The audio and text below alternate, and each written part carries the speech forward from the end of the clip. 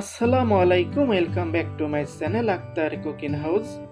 আজ আপনাদের সাথে কলা এবং খেজুরের স্মুদি জুস বানিয়ে শেয়ার করব। আপনারা অবশ্যই পুরো ভিডিও দেখবেন। আশা করছি আজকে জুস সকলের কাছে ভালো লাগবে। এখানে 100 গ্রাম খেজুর নিয়েছি। খেজুরের আটিগুলো ফেলে দিয়েছি। এখানে 3টা কলা নিয়েছি, কলাগুলো ছুলে নিব। কলা 3টা ছুলে নিয়েছি, এখন ছোট পিস করে কেটে নিচ্ছি।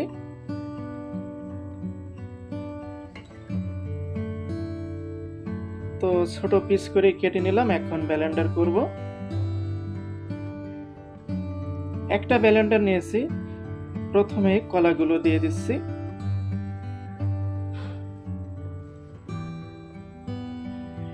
এখন দিয়ে দিচ্ছি খেজুরগুলো।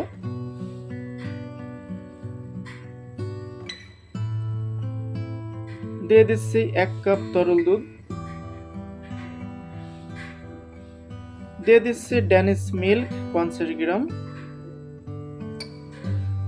ঠান্ডা পানি দিয়ে দিচ্ছি 400 গ্রাম। চিনির সিরাপ 50 গ্রাম। আপনারা জুসে যেমন মিষ্টি খাবেন তেমন মিষ্টি অ্যাড করে নেবেন। এখন ভালো করে ব্লেন্ডার করে নিচ্ছি। অবশ্যই জুস ভালো করে ব্লেন্ডার করে নেবেন।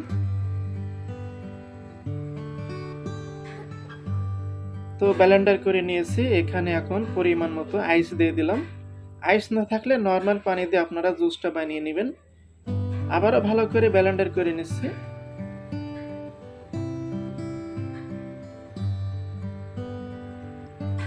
তো জুসটা ব্লেন্ডার করে নিলাম, এখন পরিবেশন করব। 2টা গ্লাস নিয়েছি। তো প্রিয় ভাই বোনেরা, রেডি হয়ে গেল কলা এবং খেজুরের স্মুদি জুস। আপনারা বাসাতে অবশ্যই ট্রাই করবেন, ট্রাই করতে ভুলবেন না। আপনারা খাবেন, আপনাদের বাচ্চাদের তৈরি করে খাওয়াবেন এবং বৃদ্ধ বাপ মাদের তৈরি করে খাওয়াবেন। এই জুসই কিন্তু খুবই পুষ্টিকর এবং স্বাস্থ্যকর। আজকের রেসিপিটা কেমন লাগলো অবশ্যই কমেন্ট করে জানাবেন। ভিডিওটি ভালো লাগলে অবশ্যই শেয়ার করবেন। আসসালামু আলাইকুম, আল্লাহ হাফেজ।